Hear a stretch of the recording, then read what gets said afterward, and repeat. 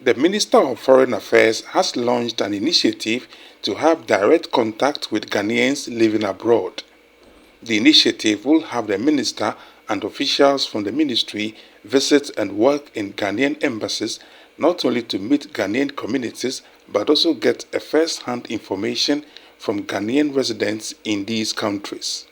The minister and his entourage met with women, students and leaders of the Ghanaian community in Benin. There are currently more than 2,000 Ghanaians living in Benin. Their challenges range from non-recognition of Ghanaian consular identity cards, travel and trade barriers, the acquisition of Ghana card, to the lack of support for stranded travelers from Ghana. Another challenge the community complained about is the security harassment, especially when carting goods to Ghana via road.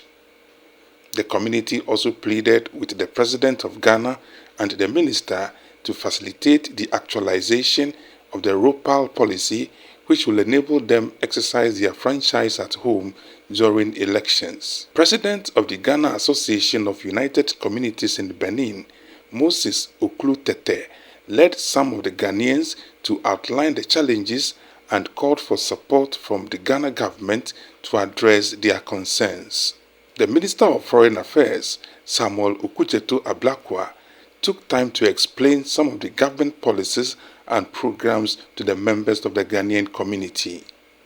He assured them of the government of Ghana's willingness to help address the mirage of challenges facing women, students and the business people in Benin. Mr. Okudzeto Ablakwa also announced a $2 million fund earmarked for emergency purposes for Ghanaians living abroad.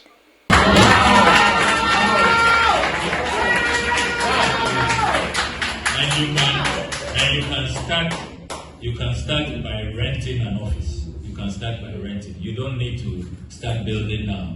As you rent, and then you set up an account, you have signatories who are people of integrity, and then you are always rendering reports to all of us who are going to contribute.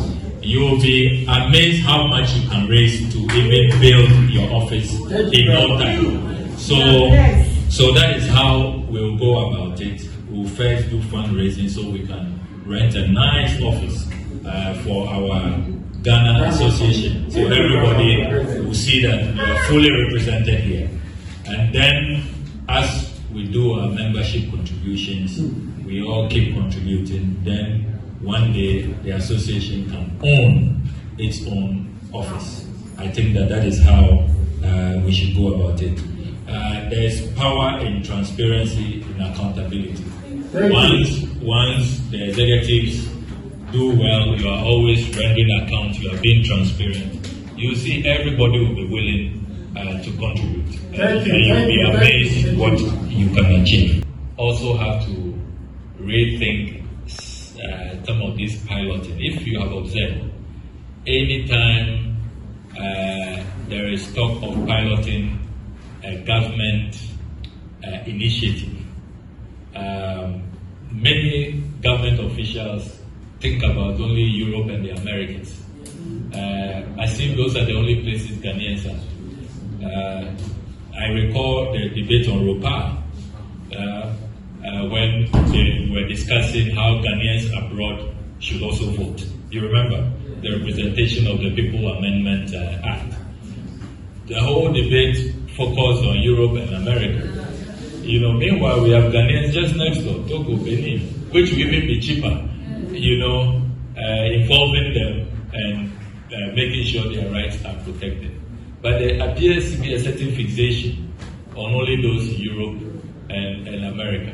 So maybe you have to commend me that when I was launching my office rotation policy, I also didn't go and start in Europe and America. Dennis Ajay Ado's report for TV Africa News.